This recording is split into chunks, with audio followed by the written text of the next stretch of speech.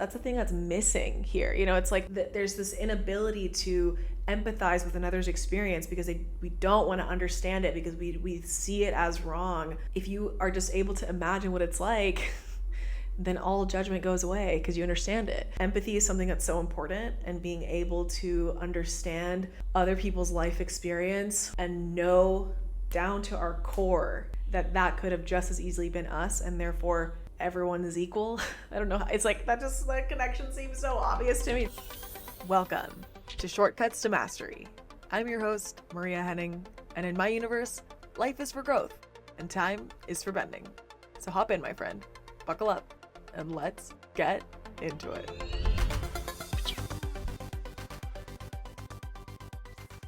Hello, my friend. Welcome to another episode of Shortcuts to Mastery. This one's a little spicy. I want to expand on something that I posted on my stories recently that felt like something I needed to post to get back into just like showing up again online and selling and creating and all of that stuff, which relates to what I came to distill as like my personal code of ethics. But before we get into it, what's up? Do you like my new set? If you're on YouTube, can you see what's happening here? So I'm using my Hatch, which is like a sunrise alarm like an alarm clock that I love, to project like a nice purple light onto me in the background. And the reason I'm doing that is because in Notion, which is where I run my entire life and business, and if you're in Notion Empire, which is like my whole Notion course with all my templates, you absolutely know this, but in Notion, I like color code the fuck out of everything. Okay, I use the shit out of that color coding system, and forever inside of my Notion projects, this podcast, Shortcuts to Mastery, has always been denoted with the color purple. So I have a whole podcast hub, which is where I track episodes and episode ideas, and that's where my assistant goes in and helps to do certain things. And all throughout that hub and anywhere else where there's a task for her or for me, everything is denoted with the color purple. So it is like, it's always been purple to me, even though the actual like branding of the cover is obviously black and white. But anyway, I like the set. This is fun. I'm literally sitting on my bedside table. It's like a little just cube situation. And obviously my Hatch is like on my pillow to have this nice sort of projection. And I'm with my nice little, plant here that I have. All of my plants, there's a lot of plants and vases in this Airbnb, and none of them are very lush. If you're seeing this on YouTube, you can see it's just like a nice long little like tree trunk, and like maybe, I don't know, just it's like a truffula tree. It looks like a truffula tree to me. Anyway, but I'm happy to be here, and I'm just feeling the first house vibe. So the sun recently just moved to my first house. Many of you know, scratch that, totally joking. Of course, none of you know this because I haven't been online in forever, but I maybe have mentioned it recently. But I spent last year studying a ton of astrology. Actually, I think I did mention that in the last podcast. But anyway, I've been studying astrology for a long time, and I've been playing with just understanding where things are happening in my chart. I moved over to the equal house system from the whole sign system, which is how I initially started astrology, started learning astrology, because I think the whole sign system is easier to learn astrology, but I'm finding the equal house system just resonates with me a little bit more. Let me know if you want a breakdown of the house system, so I can do a whole little mini sidebar on that and some other podcasts. But long story short, in the equal house system, you want to look exactly at the degree of your rising to understand where the houses begin. And it's called equal house because all of the houses take up an equal 30 degrees. And my Aquarius rising is at 15 degrees and 22 minutes, meaning my first house starts at 15 degrees and 22 minutes, and then the rest of the houses also start at 15 degrees and 22 minutes of that sign. What the fuck does that mean? Doesn't matter. Again, I can do a sidebar on that if you're interested. I know there's a lot of astrologers in this community too that might know what I'm talking about, but if you don't know astrology, you might have no idea what I'm talking about, which is fine. But all that to say, the sun right now is now past 15 degrees and 22 minutes of Aquarius, and I'm an Aquarius rising. It's probably in like 17 degrees right now. It's been in GENE Key 13 for a few days. My rising is GENE Key 13.3, and it's actually one of the things I want to talk about today, which is going to be fun. We're going to include GENE Key 13 in that, which is, again, nice that the sun is actually transiting it right now. But all that to say, sun's in my first house, meaning I'm feeling all the first house vibes. So what does that mean? I'm feeling all the vibes of like self, image, body, whatever. And so as you can see, maybe for paying attention, I cut my own hair. Especially if you saw this on stories a few days ago, I was up until like, I've been staying up kind of late recently. I don't know what's going on, but like 2 nights ago, is this 2 nights ago? I think so. Or was it last night? No, it was 2 nights ago. 2 nights ago. On Tuesday night, today's Thursday, 2 nights ago, I like had a 10 out of 10 day, was so focused. It was absolutely amazing. Got home, I was like, I'm going to continue that focus. I got home at like 9 p.m. after like a sauna and like cold plunge session. I've been doing a lot of like sauna and cold plunging here, which is just like amazing for me and my body and how I feel. And I didn't do that. I was on my phone for like 2 hours just vibing, and then I had a surge of energy and I got up at like 11:30 and like ran to my bathroom and I was like, fuck this hair. I'm sick of this hair. If you don't know, you don't know because I didn't post about it, but I actually I got front bangs like 2+ months ago or something like that, but I didn't post about it. And so by the time I was back here in Bali actually posting and showing up, my bangs had already grown out and I was annoyed. So anyway, long story short, I cut my own bangs, which was so fun.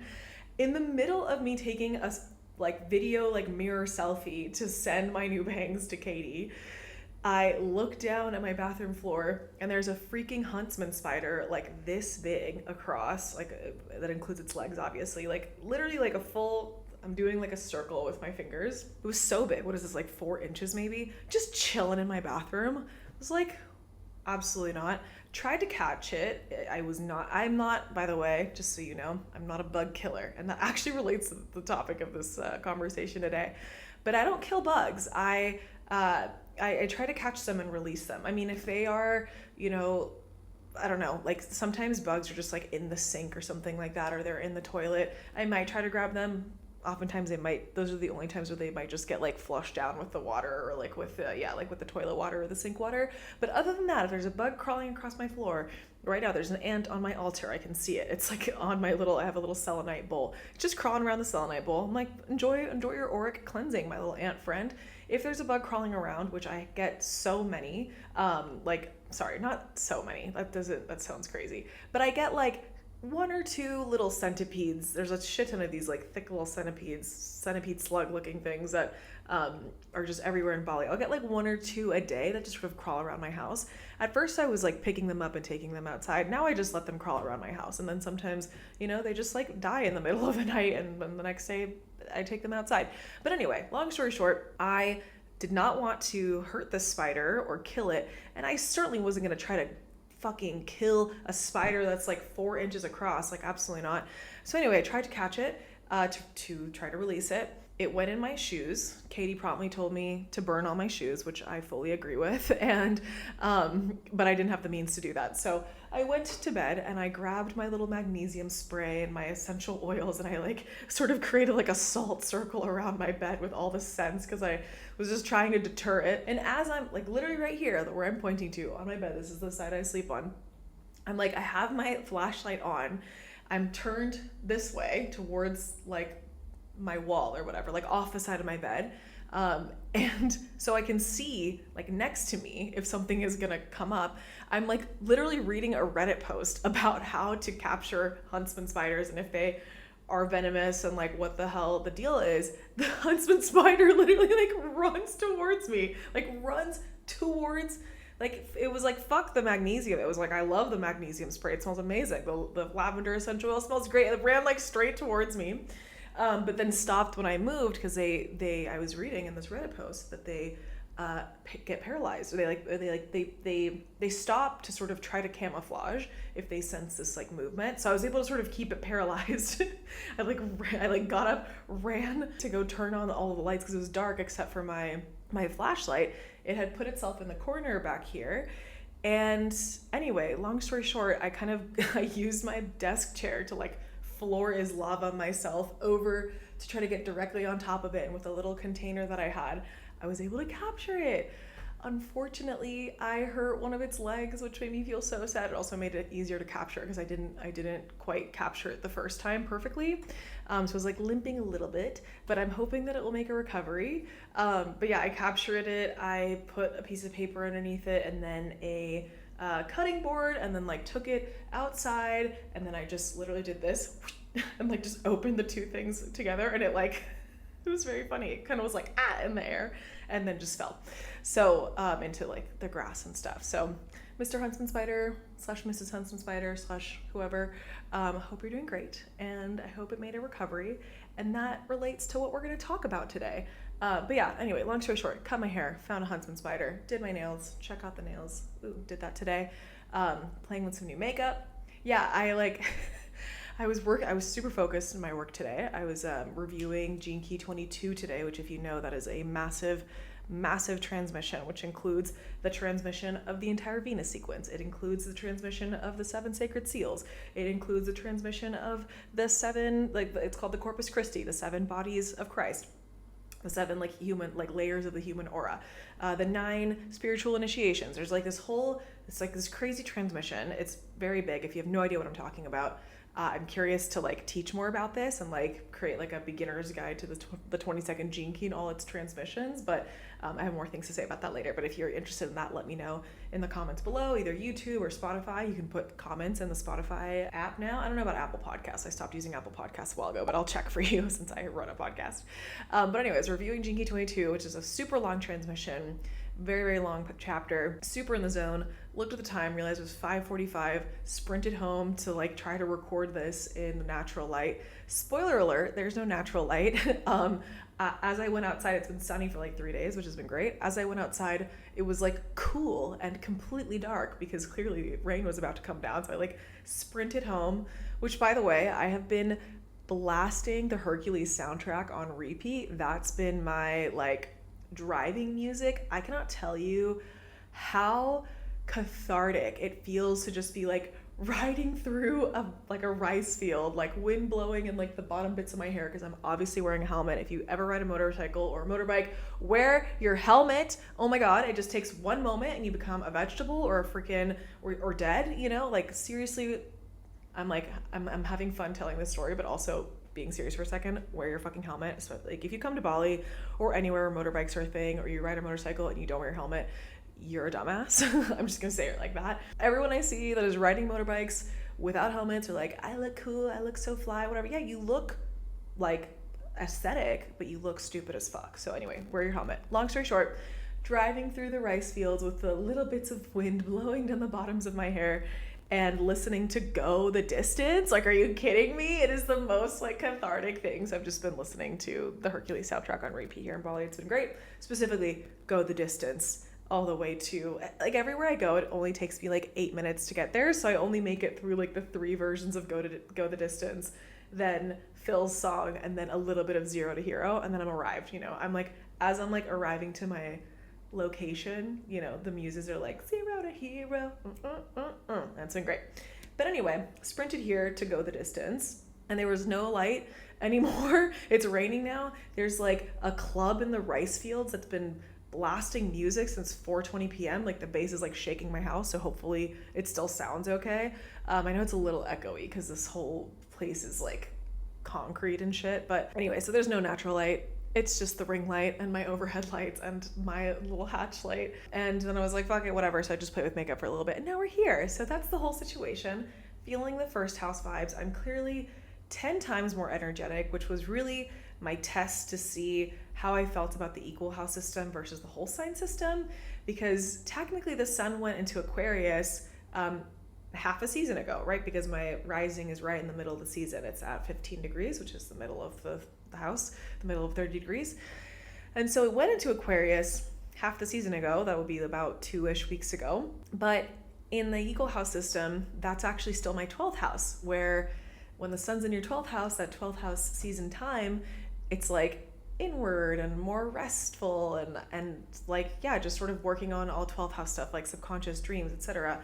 And this, that plus I just moved to a new country a month ago. Actually, exactly a month ago today. It's February 6th. I moved here on January 6th. I've been really lethargic and kind of feeling the 12th house vibes. And I was waiting to see how I would feel on, I think the sun moved into my first house on the 4th, so 2 days ago now. I was waiting to see how I would feel when the sun transited through 15 degrees and 22 minutes of Aquarius. And I feel way more energetic and way more ready to go. And on the 4th is when I aggressively cut my bangs by myself in my bathroom, which for the first time ever, cut my own bangs. So I'm feeling the first house vibes, excited to talk to you today, and that's my ramble about the current situation and my sort of current updates. So, with all that being said, I'm just a girl, what can I say? With all that being said, let's get into the topic of today's podcast, which is my distillation of my personal code of ethics. Why did I even want to bring this up? So, unless you've been living under a rock, you might know that the new president of the United States was inaugurated on January 20th.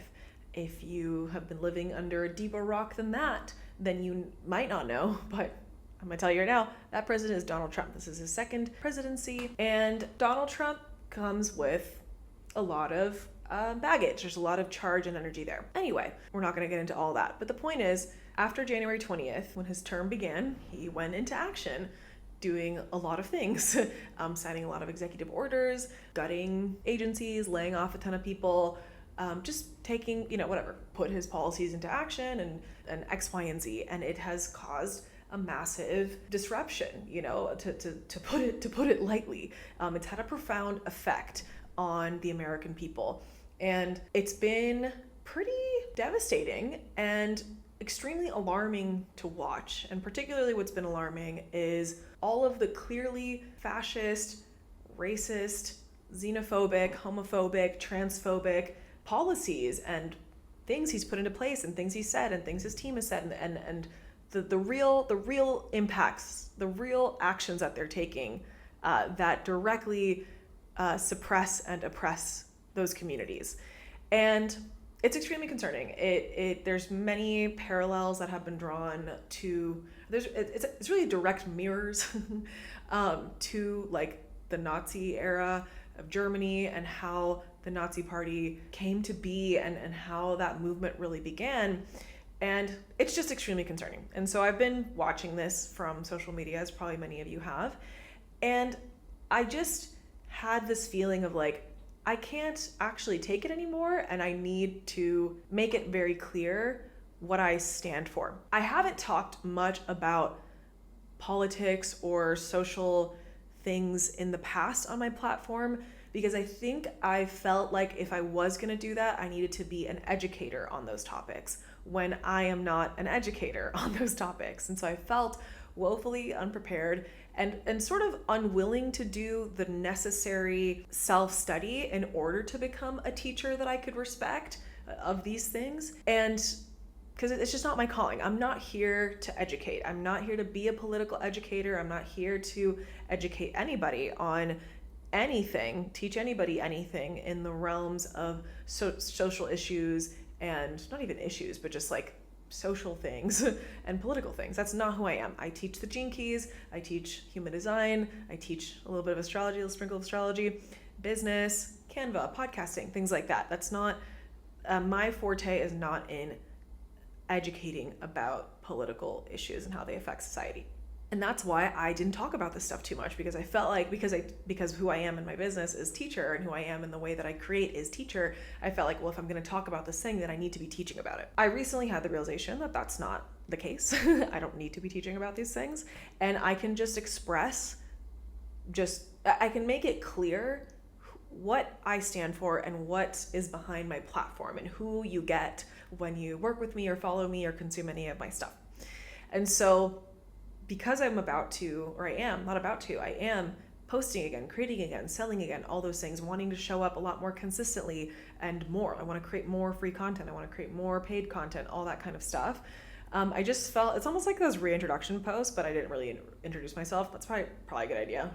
Remember that later. Remember that, Mari, watching this, editing this. But it felt like kind of one of those reintroduction posts where it's like, hey, it's been a while. Here's who I am.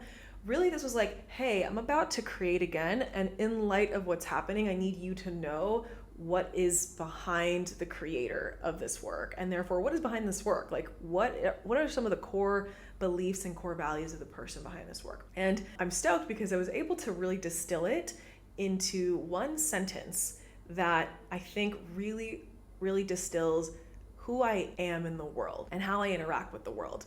And that was really cool because oftentimes, especially as like an innocence motivation where we're not really supposed to have these sort of agendas to change the world and mission and vision statements and things like that, creating statements like that has often been difficult for me, but I have a few that feel very core to me. And this is a new sort of phrase I've discovered that really encapsulates who I am, which is this: I care even when it doesn't affect me. I care even when things don't directly one-to-one affect my actual life. What does that mean? Obviously, the collective, anything that's happening in the collective, is going to affect everybody indirectly, including myself, because I'm part of the collective. So anything, the suffering of a little girl in a rural village somewhere in East Asia is going to somehow indirectly affect me. And we can get into the gene keys and gene key conversations about that later in this episode. But it's not going to directly one-to-one affect my life. Like, the suffering of someone very far away doesn't directly one-to-one affect my life. I can still wake up and feel healthy and go and work and do whatever I want, which is a thing that I have and have created. Work from anywhere in Bali / the world, eat whatever I want, meet with whoever I want, etc. Like, it doesn't directly one-to-one affect my quality of life the way that, for example, this booming bass in the rice field directly one-to-one affects my actual reality. And I care very much about that. And last night I went to go try to figure out who the fuck was blasting this bass and earthquaking the rice fields to see if I could make a difference about it, because it was directly one-to-one affecting my life. However, I still care. I care very much, even when things don't directly one-to-one affect me. I care very much. And the kind of care that I care about is not like the care that folks that are supporters of the current precedent care, in the sense that it's like there's some false way that they think that gay marriage will affect them. There's a false sense in the way that they think that transgender care will affect them. It's like it won't actually affect you one-to-one. I mean that when something is happening to someone that, when it literally has no direct impact on my life, where, that, like, for example, in the US right now, like transgender care being denied. It's like, I'm not transgender. It's not going to directly one-to-one affect the way that I live my day-to-day. Like, it's not going to day-to-day affect my life that transgender care will not be accessible, will be much less accessible if, the things keep going the way they're going right now. I can still be in Bali and I can still work wherever I want and do whatever I want and eat whatever I want. Like, it doesn't affect my day-to-day, everyday life. But the difference is that I still care. I still care, even when things don't directly one-to-one affect me. And that's like a thing that I thought everyone agreed on. That is a thing that I've always felt. It's a way that I've always lived my life, and I thought everyone else did too, because I thought it was obvious to want everyone to be doing okay and to care about animals and to care about the environment, which was the first ways that I really experienced this. And it's been a journey. it's been an experience in the last, 15, 20 years of my life, after like early childhood, to realize that some people really don't fucking care about things that don't directly one-to-one affect them, or they pretend like it's actually going to affect them when it doesn't, in the way that people who support Donald Trump, I don't know how to categorize them, but seem to think that transgender care is going to negatively affect them in some way in their day-to-day life, when it clearly is not. And if it is, it's going to affect them positively. So that's an example. But there's so many ways in which they seem to think that things that really don't actually affect them are going to affect them in some negative way. And that's all I'll say about that. But to distill it back to the kind of person that I am, this like personal code of ethics and the way I think about things, the earliest ways that I can think about this for myself are like, I became a vegetarian at 14, and I was a vegetarian. I was on the spectrum of like pescatarian to vegan for like 12 years, 14 years of my life, like on and off, mostly on. There were a few pockets here and there where I returned to eating like full meat, omnivore, whatever. But for the most part, I really, really just like abhorred the idea of killing and eating animals. Now I eat them because it is unfortunately what is best for my body, but there's a part of me that really honors the animal and wishes that wasn't the case, that this is like what we would have to do. And I hope always that the animals that I'm eating have been taken care of well in their life, even though it literally like doesn't affect me. I mean, hang on a second. Eating animals that have been treated better than others actually does affect you when you eat them because it affects the quality of the food. But my point being, like, it doesn't directly one-to-one affect my everyday, like quality of life and mental health necessarily, how this animal was treated in their life. The environment was my first like big sort of heartbreak and existential crisis. If you don't know my background, I studied marine science my whole life, not just in college. My whole life I was lucky enough to become scuba certified at 10. I went to numerous marine science camps growing up, including SeaWorld camp and another scuba diving camp in Florida and other things like that. And I studied marine science for 4 years and worked in a lab all 4 years and got to do amazing research in the field and like be in the ocean and scuba dive and be on boats in the Pacific and things like that. And always the biggest scare as an environmental scientist, at least especially in the marine world, is like all of the fucking plastic that's in all of our waterways, not just the ocean and the Great Pacific Garbage Patch. Guess what? There's a fucking garbage patch in each of the 5 like oceanic gyres. So like North and South Pacific, North and South Atlantic, and the Indian Ocean. There's a fucking garbage patch in each of those because that's where they converge. Learn about ocean circulation. So plastic was always the thing I really cared about. I was into zero waste for a long time. Climate change has been a stressor of mine for the longest time. My favorite class I ever took in college was this like graduate level. It was literally called climate modes. It was like an advanced class on just all the different climate modes. So think of like El Nino or La Nina. That's a climate mode. So there's lots of other climate modes that exist in patterns in climate that are super interesting. And it was also extremely stressful to learn even more about climate change and how negatively that's going to affect us. But even in a more tender way, like I've always been someone that like, because I've had a lot of like, I was bullied a lot as a kid and was excluded from a lot of things in many ways. I always cared about kids that felt excluded or, or were bullied or whatever. I would be the person to like include them in a conversation. You know that horrible thing that happens when somebody at the group table is trying to tell a story and they keep starting the story and people aren't listening, and so they're just talking over that person, and then they try to get a word in and some louder person kind of cuts in. I hate that so much. It really breaks my heart, and I am always the person to turn to them and be like, hey, I'm listening, like tell me your story, because I know what that's like to not be listened to. But it's like, it doesn't affect me that no one's listening to this person's story. I could totally keep going on with the louder person's story and whatever, like, and just let this person feel unheard. But I fucking care. Like, that's always been a thing I've cared about. And obviously, like, the plastic affects us and the climate affects us. But again, it's like, but it doesn't really like directly in a one-to-one way, like change my everyday life. But I still fucking care. Those are some of the things that I've always felt like very strong core values to me.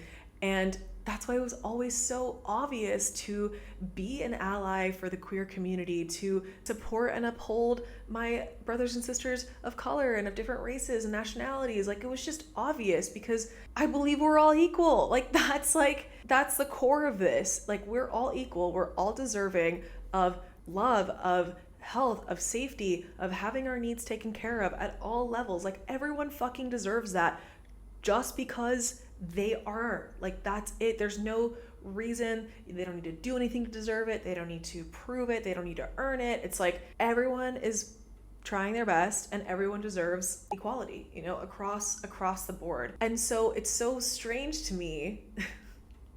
It's so strange to me to see like marginalization and oppression in that way, because it's like, how do you actually think that? How is it possible to think that another human being is like less than you, is that you are better than them in some way? Like, how can you dehumanize humans? Like, I don't understand that.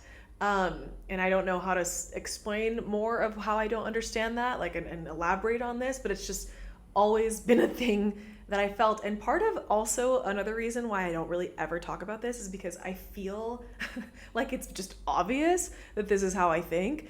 And when I posted a few days ago about this and how I really do not stand for at all, I abhor the xenophobia, the racism, the transphobia, the bigotry, all the shit that Donald Trump stands for. When I denounced that, I only got one person sending me a DM saying that she disagreed with me. By the way, if you're listening, girl, you had so many misspellings in your message where you really need to fix that. It was a little bit embarrassing for you, but not surprised. But I only had one person, and like maybe like 5 people unfollowed me out of like over 6,000 people. So it's like, I feel like it's always been obvious what I stand for. And also if you're in this kind of community, in the spiritual community, in the online community, we're more likely to self-select for people that believe in equality, because the sacred systems of astrology, gene keys, and human design are based off of the idea that we are all equal, that are not necessarily based on that, but it's one of the core tenets. And so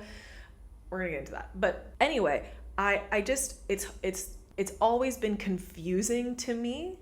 It's always been so confusing to me to hear people who don't believe in equality try to talk about it as if it makes any fucking sense. You know, to try to talk about, you know, a queer person as if they're less than them, or a person of color as if they're less than them, or an immigrant as if they're less than them, or whatever. Like, I just, even like ageism, bro, like I don't get it. Oh, I'm older than you, so I know more. Shut the fuck up. Like, truly, I don't get it. I mean, I get it in the sense of like oppression and control, and those are means of control and things like that.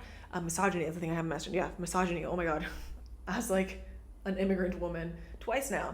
Immigrant twice. I immigrated to the US, and I'm an immigrant here in Bali. The word expat is not real, okay? All you expats, you're fucking immigrants in a different country, okay?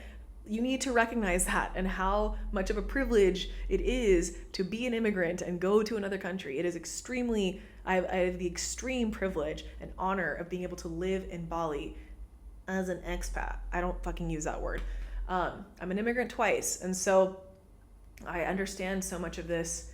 Like I have that shared identity with some of the marginalized communities, and at the same time I have white privilege and educational privilege and things like that. I'm light skinned because I have European ancestors, and so I pass for a white person. I have a perfect American accent, so I have all these privileges because of that. But don't think that because I have these privileges that I don't stand with my marginalized communities, okay? Anyway, there's a whole other conversation, and again, I'm not here to educate, so I'm not here to break down all these topics and what they mean. I'm just here to express what my core beliefs, which is we are all equal, and therefore all equally deserving of love and health and wealth and opportunity and joy and safety and all the things, and abundance and money. All of us are equally deserving of that. And that I care about situations, people, XYZ, even when it doesn't directly one-to-one affect my life. And the third thing I'll say, which is what I was alluding to and is in the title of this, so you know, is that you do not get to study the sacred systems if you don't believe the same, because the sacred systems have a core tenet belief of equality. Those who do not believe in equality do not get to benefit from studying the sacred systems. It's weird to say like you, because I know that you listening, if you're in my community, you stand with me, you know, and you share this belief. But on the off chance that some random neo-Nazi is listening to this, you don't fucking get to study these systems. You do not get to use the sacred systems to literally do anything other than evolve out of that fucking crazy belief that other people are less than you. Like that's the only acceptable way to use the system. I know it's kind of a crazy thing to say. I'm not trying to like exclude or gatekeep or whatever, but it's like, it just doesn't make any sense to think that you get to benefit from a system that is founded off the fact that we are all equally impacted by the stars, that no one's chart is better than the other. Like all of us have our own unique gifts that are all equally important to share in the world. I'll break down all that stuff. Like you don't get to use a system that is based off of that for anything that somehow like lowers another human. I don't know how anybody would be using the systems to do that, but it's like, if you have that belief, then that's the lens you're going to be approaching studying these systems with.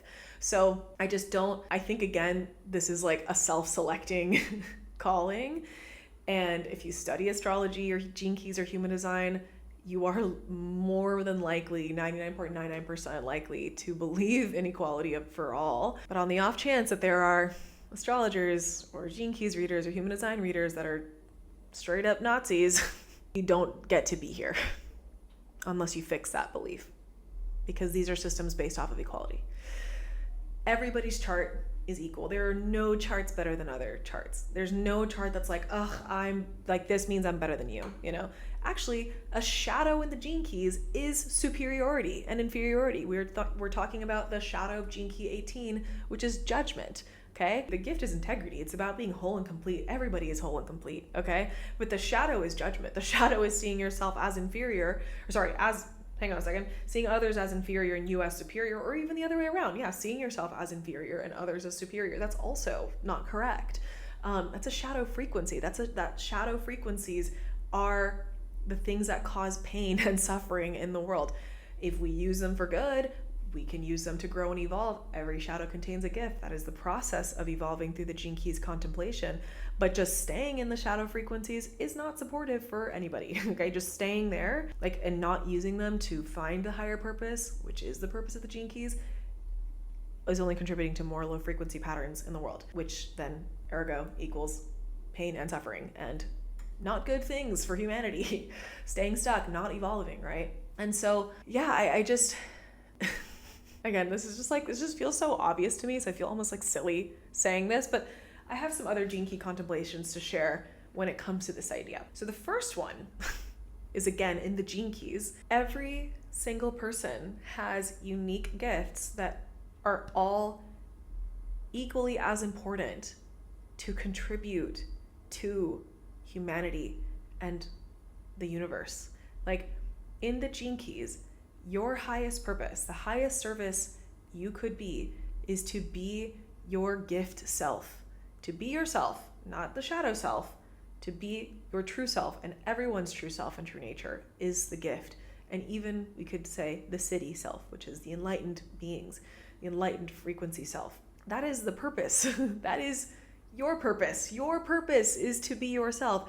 And your purpose is equal to everyone's purpose. Everyone has a part to play. Everyone's gifts are equally as important. Again, we wouldn't say ooh, this Gene Key is more important than this other Gene Key. No, some of them have very different transmissions, but they're all equally as important. Already, we don't even have to get into specific Gene Keys, which I'm going to in a second, but already the core tenet of the Gene Keys is that everybody has unique genius and no one's is more important than the other.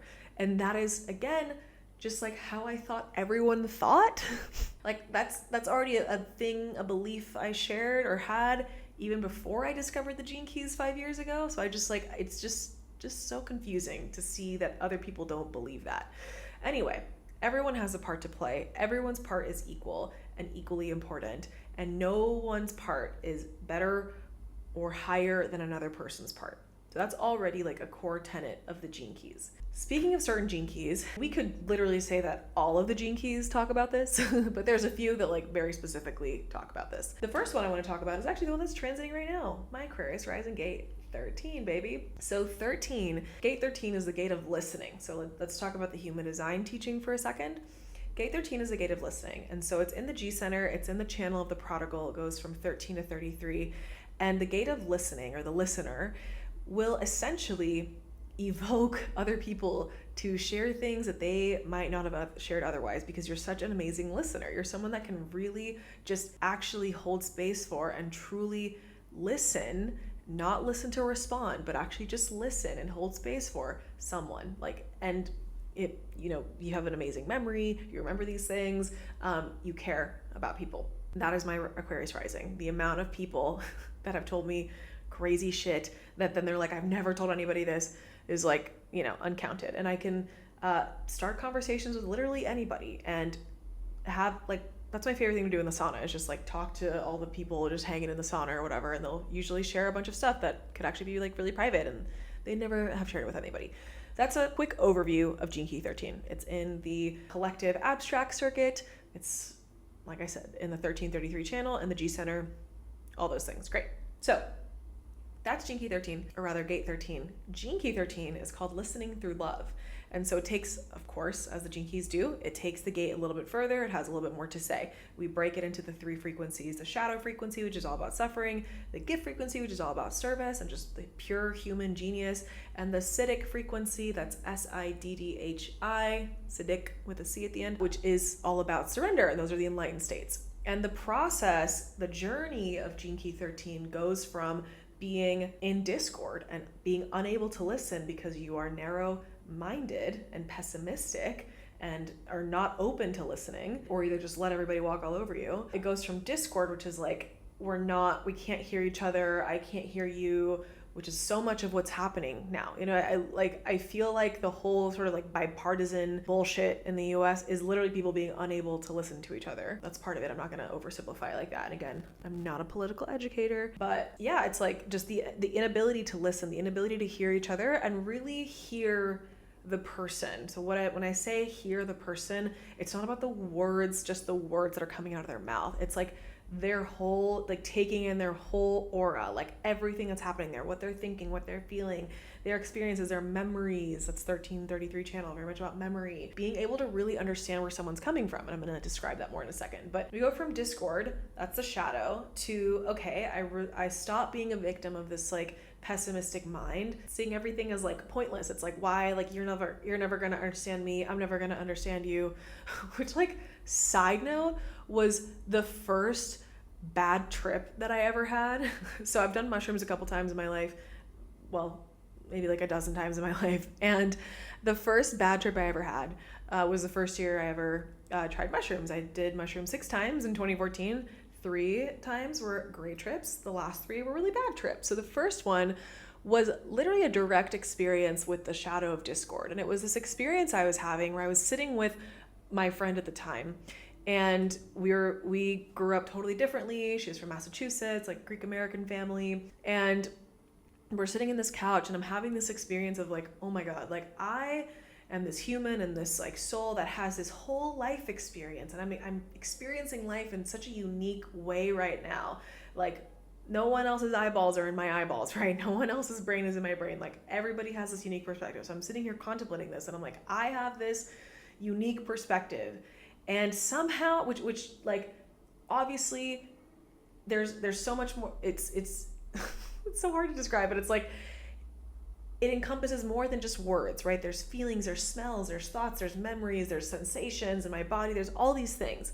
Like that's human experience. Like we experience it in all the different sensations and in different dimensions of time, like forward, backward, all the things. It's very complex. The human experience is very complex. So I'm like sitting here contemplating the awesomeness of the human experience and thinking, oh my God, I'm gonna have to somehow, for you to understand me, I'm gonna have to somehow translate this in English. I'm gonna have to take this like crazy experience that I'm having, this like psychedelic experience, not just because I was on psychedelics, but just I feel like the human experience in general feels psychedelic. It's so complex. And I'm gonna have to somehow distill it into English words. That, by the way, English is my second language. I learned English for the most part in Texas in the early 2000s, and my real background is Spanish, and I have this like Venezuelan context to life, and I'm gonna have to somehow translate it in that specific like slice of time English, and I'm gonna try to get it across the room through sound waves to you, where you have a filter of like your Massachusetts English, and that's your first language, but you also have this like Greek American background and Massachusetts background and whatever. You're gonna have to somehow take that, sounds so crazy, but it's also so real. Like you're gonna have to somehow take those like little bits of English, slice of time English sound waves, and then somehow put it in your life experience. And then for you to try to do the same thing back to me, you're gonna have to take your crazy experience that I can't ever know about really, and then put it in your slice of time English and send it back to me. And where I got to, where I spiraled for a long time is, and I'm never gonna understand you really, and you're never gonna understand me really, so why should any of us ever speak ever again?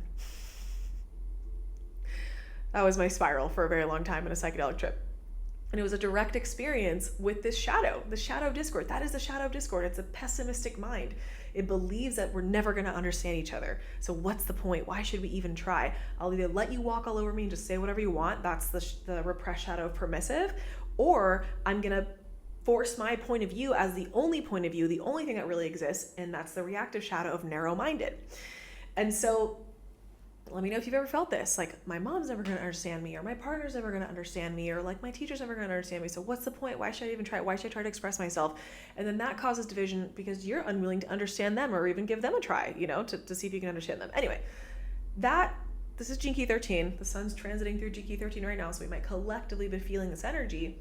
But that discord, when we stop this pessimism, this belief that we really can't ever understand each other, and there's other pessimism around that, but that I can't express myself fully or whatever, and we stop being a victim of that, and we actually give it a try, and we use other senses other than just our ears and our language to try to understand other people and express ourselves, we can find ourselves in a higher gift state. Discernment is the higher ability to listen. It's like we could get into discernment a lot. I actually just want to get to the Siddhi, which is empathy, in a second. But speaking of listening, the bass shaking through the rice fields is really crazy. But anyway, I want to really talk about the Siddhi. Discernment is the highest human genius way to listen, and using like more faculties than just our ears, but it's still kind of in a human realm.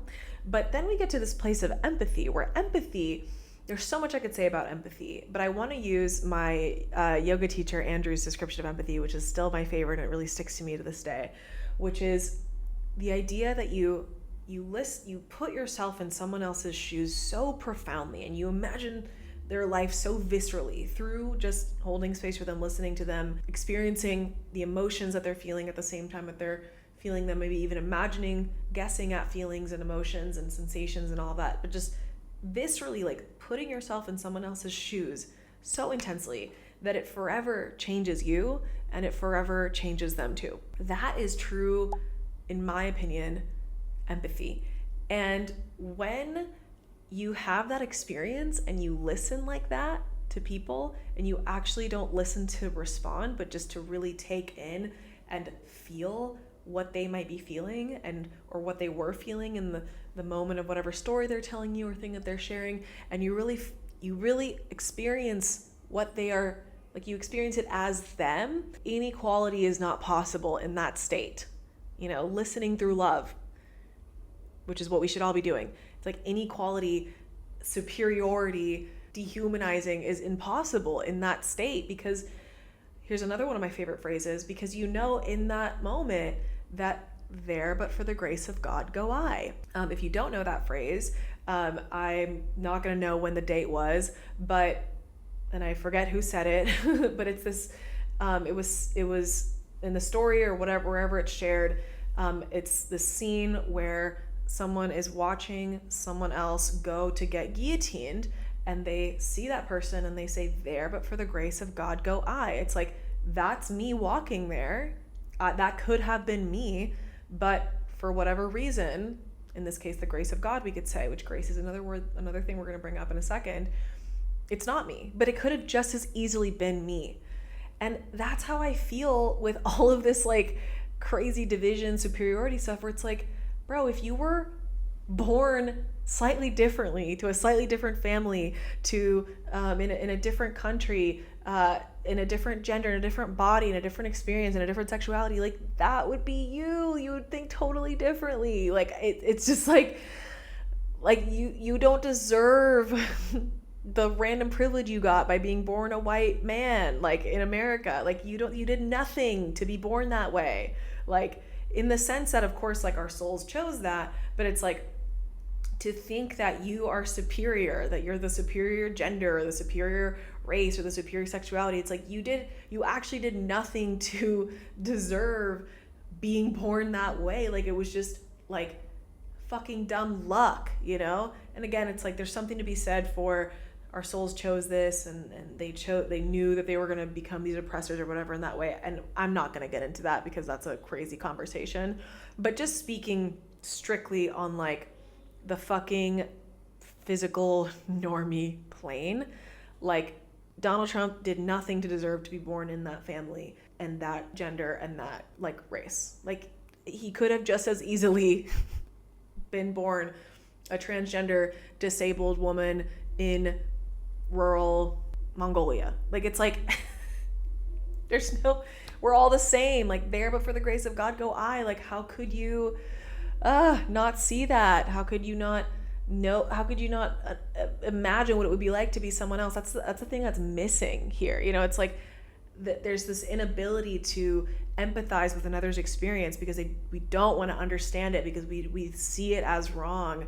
I mean, whoever is in the side of inequality, it's like, if you are just able to imagine what it's like, then all judgment goes away because you understand it. Yeah, there's so much more nuance I can get into this about, but all that to say, empathy is something that's so important, and being able to understand other people's life experience and know down to our core that could have just as easily been us, and therefore everyone is equal. I don't know. It's like that connection seems so obvious to me. This is also why I never really share about this stuff, because I just haven't, and so I'm not practiced at sharing about these topics in this way, like in the context of like political social climate. It's the words aren't exactly the most masterful, but you know, you gotta start somewhere. I just think it's so important to listen through love and really look around and just do an exercise and just go people watch and be like, what could that person's life be like right now? Look at the young black girl walking to her college class. If you're like a white dude, how do you think your life would be different if you were that girl? You know, like imagine it, try to imagine it. What is that like, you know? As a sidebar, and I'm just gonna put a quick trigger warning here around themes of sexual assault and false imprisonment. But every once in a while I come across the Fritzl case. There's a couple movies that have been made about it, just posts talk about it. And if you're unfamiliar with this case, it's a really horrifying case. In Austria, in the early 80s, a man named Joseph Fritzl falsely imprisoned his daughter and kept her locked in a basement for 24 years, where he tortured and sexually assaulted her constantly during that time, and ended up fathering 7 children with her, and torturing them as well and abusing them as well. And like reading that story, it's like the immediate sort of like impulse is to try to understand what she went through. And this morning was one of those days where I fell down that rabbit hole again. And I was reading it, and it's like I was reading more details than I had before about like the conditions of that basement, aka that it was super damp and moldy, and it was like 5'6" was the ceiling height.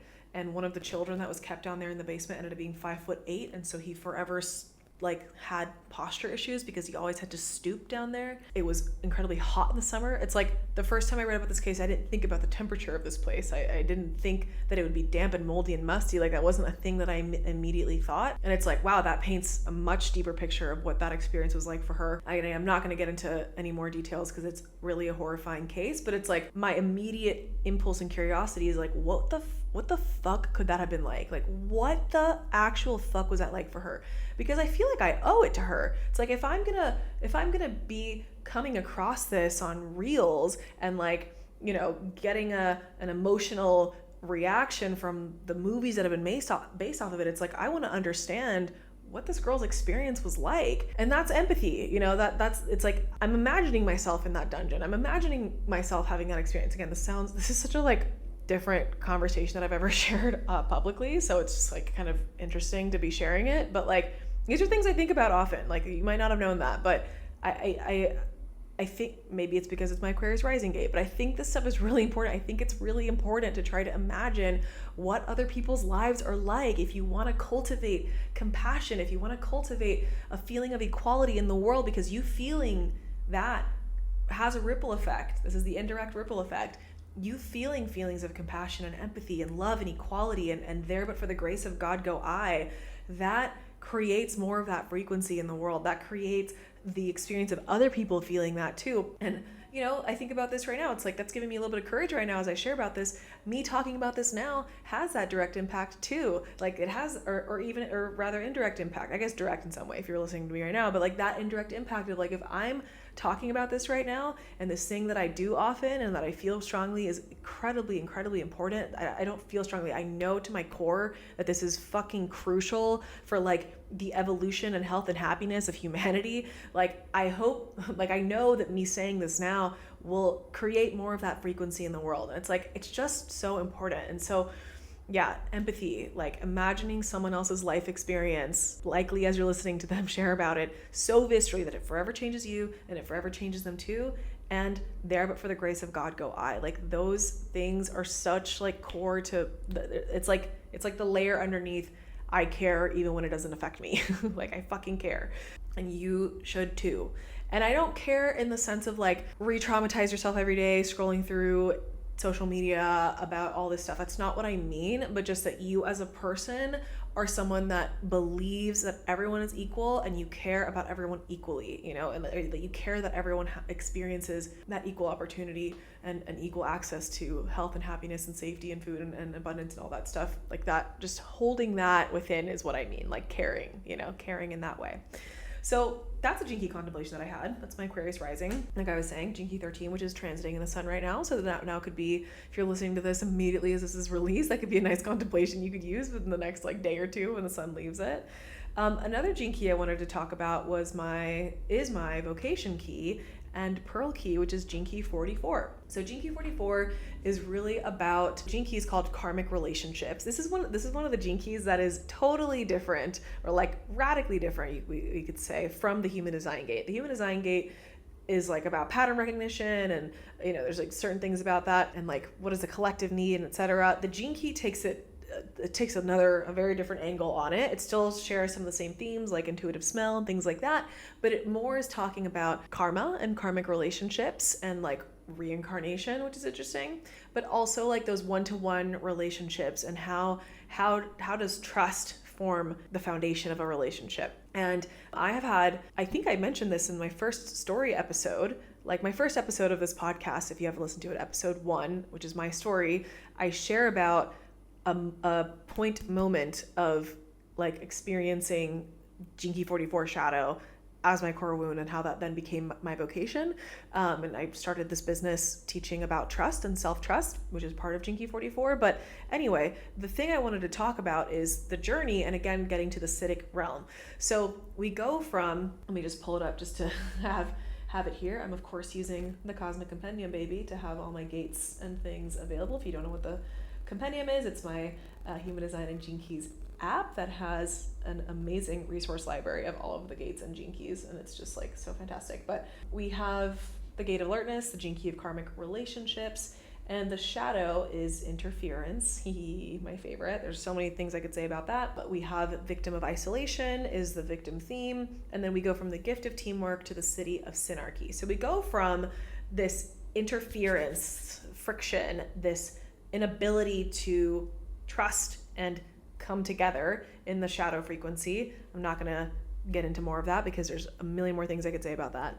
To teamwork, we're equals. I trust you, you trust me, we can create something together. To Synarchy. And Synarchy is this idea that it's the antithesis to hierarchy. It's the antithesis to the idea of one is above the other and this person has authority over you. In Synarchy, everyone is equal, and yeah, sure, someone might be making the decisions, but it's leading from a place of equality, not I am better or superior or anything. That is a very simplistic way of describing it, but there's a lot to get into with all of the Gene Keys. But the main thing that I wanted to talk about with Synarchy is a description.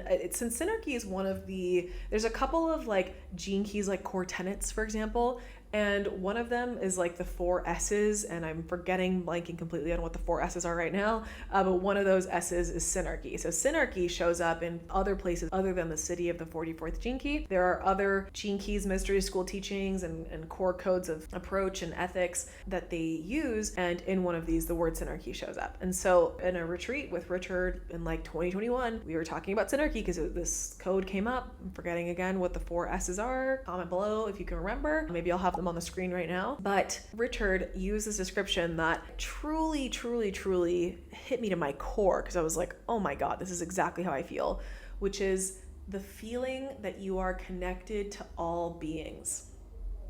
The feeling that you are connected to all beings. Oh my God. That is the experience that I had that led me to my interest of marine science and environmental science. That is the feeling that I had that led me to be a vegetarian, pescatarian, vegan for 14 fucking years. Like that is the feeling I always have. That's a feeling I have in nature. It's like I am connected to all beings, and that includes aliens in different parts of the galaxies. It's like we're all connected. Like that. I mean, if you've been in the spiritual world for longer than 2 fucking seconds, you will have heard that the greatest illusion of all is the illusion of separation. We are actually all connected. We're all one. Again, that includes aliens. We're all one. We're all one part of one consciousness. We're just consciousness experiencing itself in all the different ways. And therefore, we're all connected because we're all experiencing ourselves, different facets of ourselves in all the infinite, impossible, incredible ways. You know what I mean? And it's like, again, this is a thing that I thought everyone felt. I thought everyone felt connected to all beings. Yeah, just this deep, like, it doesn't mean that I always felt like I belonged or that I was worthy or whatever. I didn't necessarily feel that, but I like those were shadow things playing out, and they still play out. Obviously, I'm not perfect, Jesus Christ, but I always had a deep knowing that we somehow all, it's like we're all here together, man. We're all on the same ship. We're all on the same boat.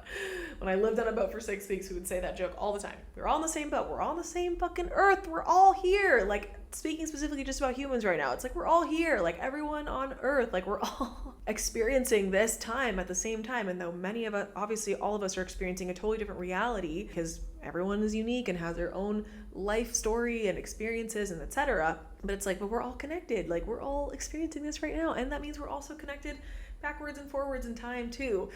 And so again, there's this feeling of like, we're just seeing in the gene keys this truth that like we're all fucking equal, bro. Like we're all connected. No one is better than the other. What you do to another, you are doing to yourself because it's you. It's just consciousness, like experiencing itself. And yes, sometimes pain and suffering is part of how we are evolving and growing, but it's like there is also senseless pain and suffering too, and undeserved and unattracted. And by unattracted, I mean like this idea like, oh, you attract everything you like experience, meaning like you attracted being abused. Like, no, you didn't. But like, anyway, again, I'm getting so sidetracked in this episode, but like, it's just more truth from, in this case, the gene keys, but the gene keys is not the only place that talks about this, like, as you know, but specifically the gene keys, which is my specialty, more truth, more specific examples of we are all connected, we are all equal, we're all important, we are all ruling equally. There's no one better than the other. Like maybe some people have a different calling and therefore they'll be put in charge of making certain decisions for certain things or whatever, but everyone has an equal part to play. The role, to use a really corporate example, the role of the CEO is of equal importance to the role of the janitor, is of equal importance to the role of the mid-level manager, because everyone needs to contribute to the thing to make it work. The corporation, you could think of it as a living organism, an energetic organism. But just like in a living organism, everything inside of me is contributing to my aliveness, is contributing to my ability to be alive and like do the things I need to do.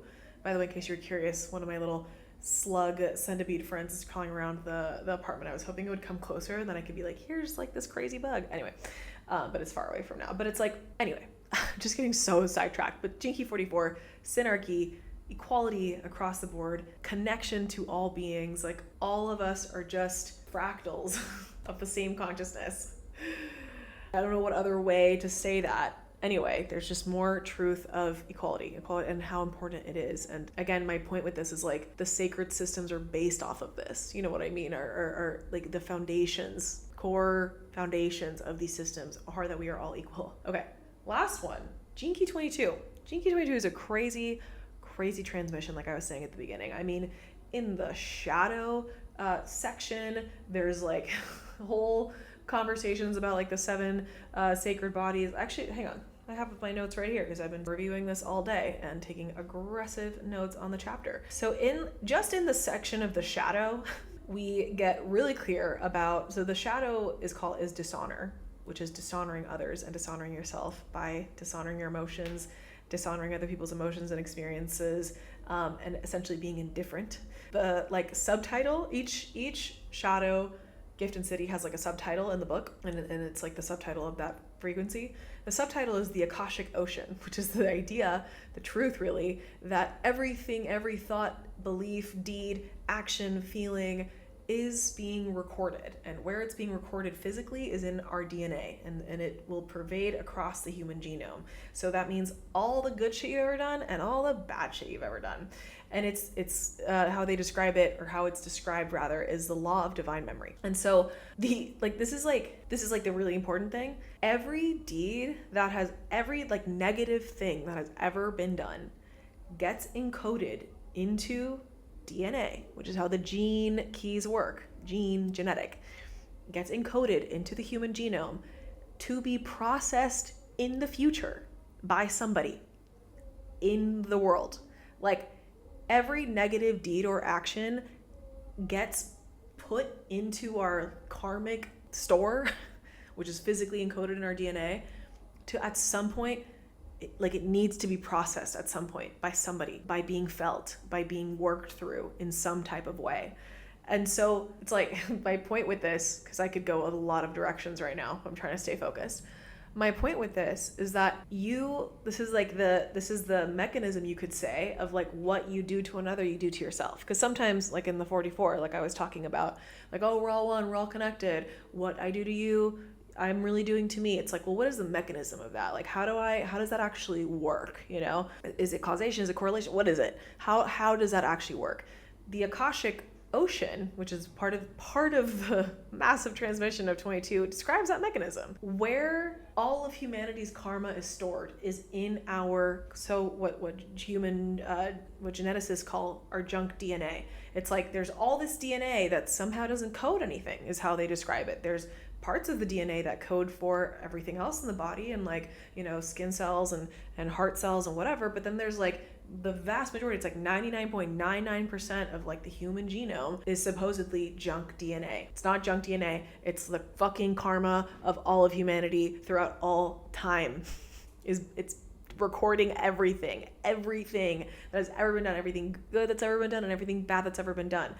And at some point, somebody in the future is going to have to process any negative thought, action, deed, feeling, behavior, whatever, no matter how bad it is, it will have to be processed. It will have to be refined, because that's part of the Gene Keys transmission of the human, our purpose and our sort of fate as humanity. It's we're on an evolution and involution process, and the end result of that is to refine all of our karma and reach a higher state. It's another way to describe, there's similarities to different traditions, in Buddhism, reaching enlightenment, and many other traditions that talk about this sort of ascension. There's an ascension and a redemption in the Christian traditions.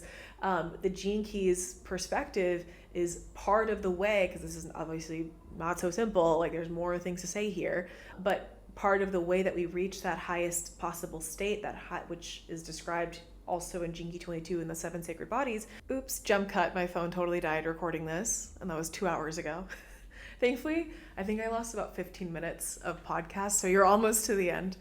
I did take a break to have tea with my villa manager, who is the sweetest girl ever. But we were talking about the Gene Keys process of reaching higher enlightened states, or the highest enlightened state rather, which is the process of processing all of the karma that is in our human DNA. Everything that's ever happened to everybody needs to be felt, needs to be processed. And the good thing about that is you don't need to know the whole story of what you're processing if you're processing something that's not yours or from a past life or the collective, but it does all need to be processed. So obviously we lost the train of thought and the transmission that I was on. So I think I ended with this, which is I wanted to really make it clear what I stand for. And the best way I could distill it, like I said, is I care even when it doesn't directly affect me. And because of these gene keys that I have or that I contemplate, I don't have gene key 22, but it's obviously a really important gene key because it has so many crazy transmissions in it, and it's one that I contemplate often, and important people in my life have it, which is cool. But because of these gene key archetypes as well, I feel them very strongly in my body, with gene key 13, there but for the grace of God go I, understanding another person's existence viscerally, being curious about it, wanting to understand it. Gene Key 44, we're all connected, the connection of all beings, like feeling connected to all beings and knowing that there is no hierarchy. We're all on the same plane and we self-organize appropriately. And Gene Key 22, which is, there's so much more to be said about Gene Key 22. Like I was saying at the very beginning of this podcast, I remember I talked about a lot of the different transmissions that come in Gene Key 22, like the entire Venus sequence teachings, the 7 sacred seals, the 7 sacred bodies, the 9 spiritual initiations, all that kind of stuff. But really just starting with the simple idea that everything we do impacts the collective. Every single thing we do, positively or negatively, and all of the difficult stuff, all the negative stuff has to be processed at some point, has to be felt at some point. So why not contribute to more good in the world and feel the connection to all beings and know that we are all equal and treat them with love? Like, why not? You know, yeah, for me, it's cool to see, I don't know if I said this before I lost the footage or not, but it's cool to see things that I already knew to be true, like real truth. It's cool to see them reflected in the Gene Keys and Gene Keys teachings and in many other sacred teachings as well. So with that being said, it's like 10:40 p.m. here.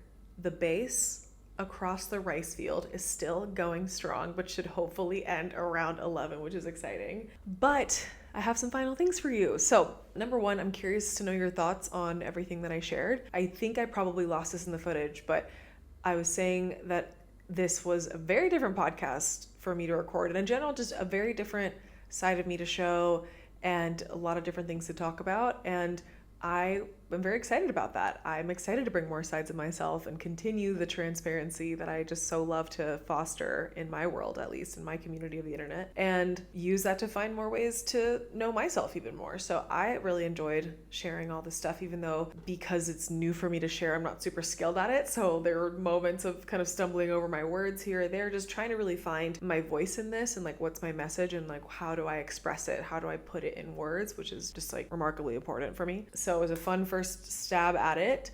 I hope the transmission went through, and I'm curious to know your thoughts about it and how you would express, if you share similar beliefs, like how would you put them into words? I'm really curious about that. And yeah, like I said, you can comment in the YouTube video below or the Spotify comment section and the Apple comment section if there's one. Maybe I'll put it on the screen if there is one. And yeah, I just want to know how you think about this kind of stuff. I will say this, to go back to this conversation of I'm not a political educator, I'm also not a political debater. So you're welcome to share your differing beliefs, but I'm not going to debate you or try to change your mind necessarily. I mean, I may respond, but like my spaces are not for getting into heated debates. I am not a person that is fighting on the internet.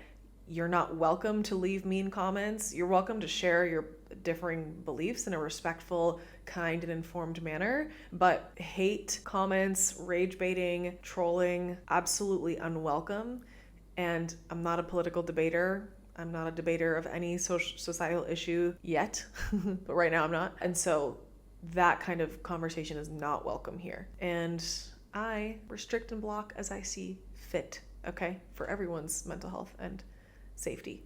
Your corner of the internet should feel safe to you, and I will make mine safe in the best ways that I see fit. So with all that being said, oh my gosh, let's finish this up. So if you've been hanging out with me live on Instagram, you might have seen that I released a mystery offer for a few days only, where I was offering a new program that is coming in 2025 that is worth $2,000 at 90% off. So some of you were able to get this $2,000 journey for just $200, which is super cool. And I'm so glad that you're with me and trust me. And we're able to dive into this amazing Trust Fall mystery offer. And I'm going to reveal what that Trust Fall offer is to you right now, because I have something interesting planned, at least for me, it's fun, for how I'm going to continue to open up doors to this experience. And the experience, the journey, the program is learning the entirety of the 64 gene keys themselves with me.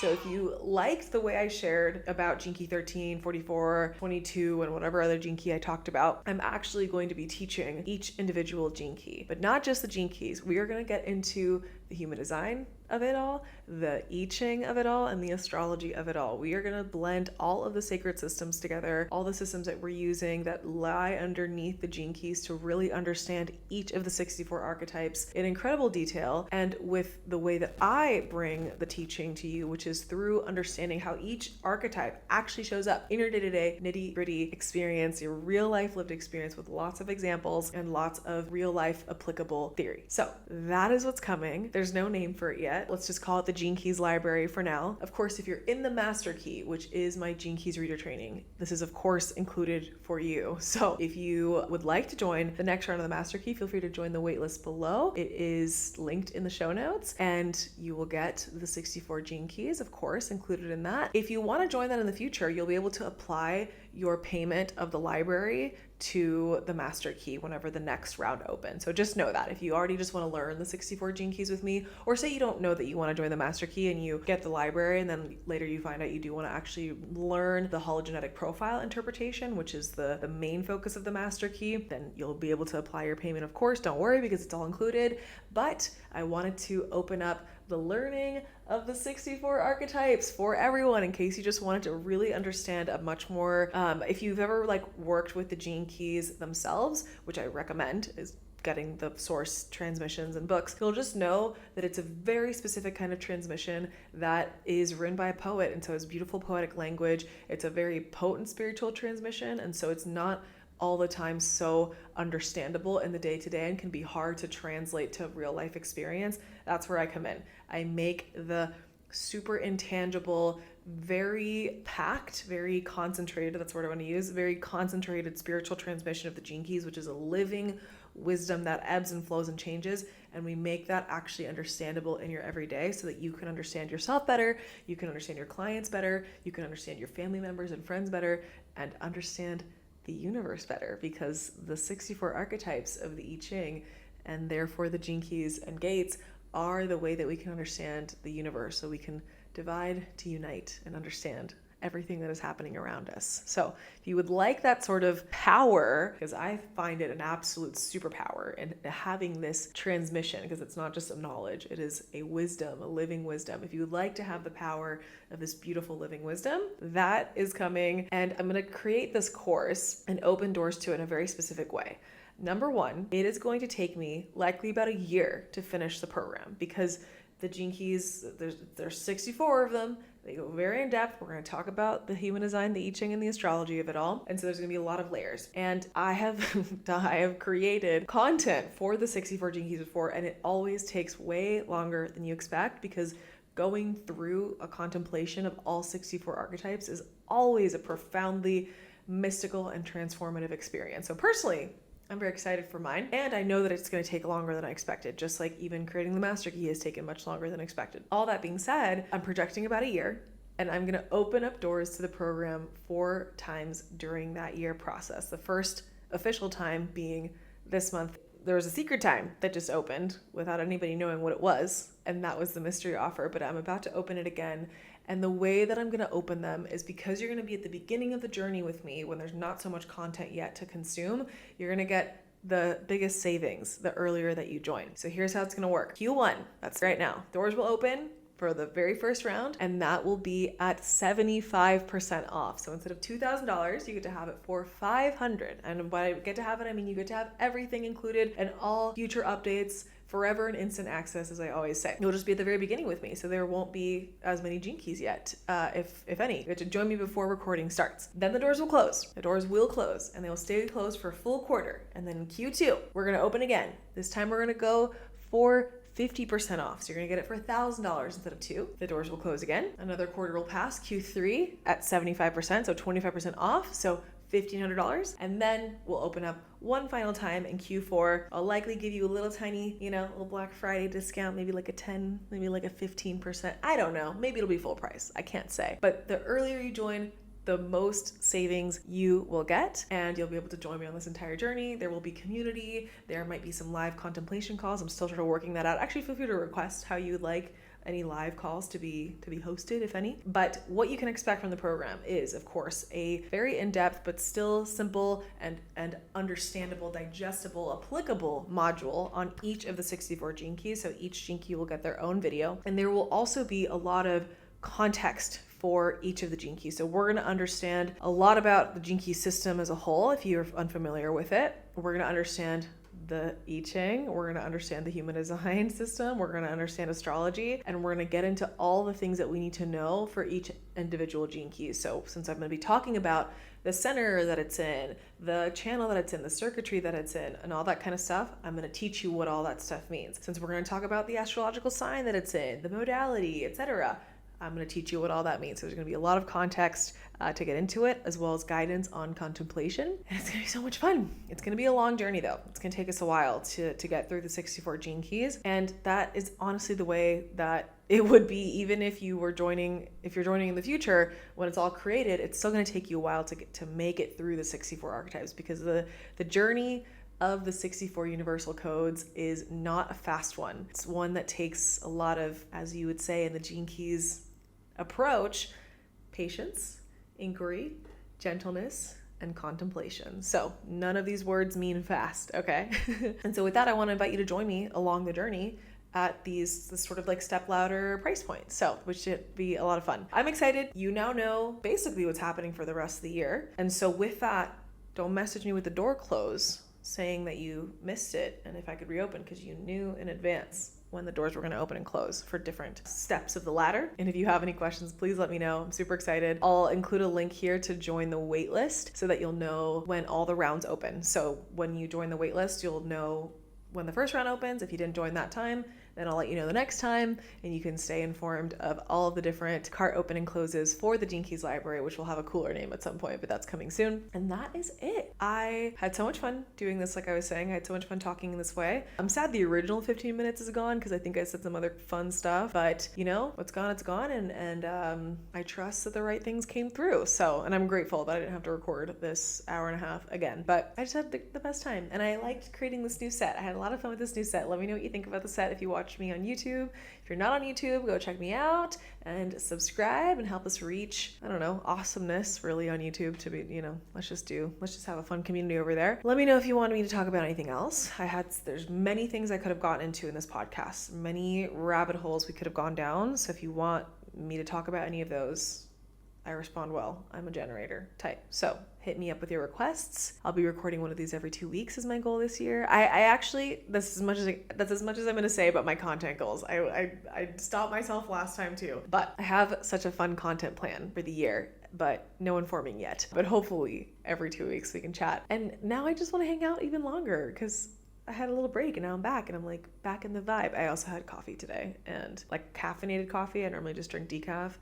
And I can tell that's still affecting me, even though it's quite late. So with that, I've been rambling long enough. I'll bid you adieu. Love you so much, my friend, and I'll see you in the next one. Bye. All right, my friend. Thanks for joining me on another ride aboard the Shortcuts to Mastery spaceship. You can get started on your human design and Gene Keys journey with me today for free by going to mariahenning.com/chart, which is linked below. If you're a visuals lover as well as an audiophile, then definitely join the party over on Instagram at @ByMariaHenning for lots of fun and beautiful educational content. And to tag me in the stories with the episodes you listen to so I can repost you. And of course, if you're here, you know it totally rocks for podcasts to receive great ratings. So if you're feeling warm and fuzzy and want to share, I'd be eternally grateful. I can't wait to connect again. Thanks for being here. And until next time, here's to everything going easier, better, and faster than expected.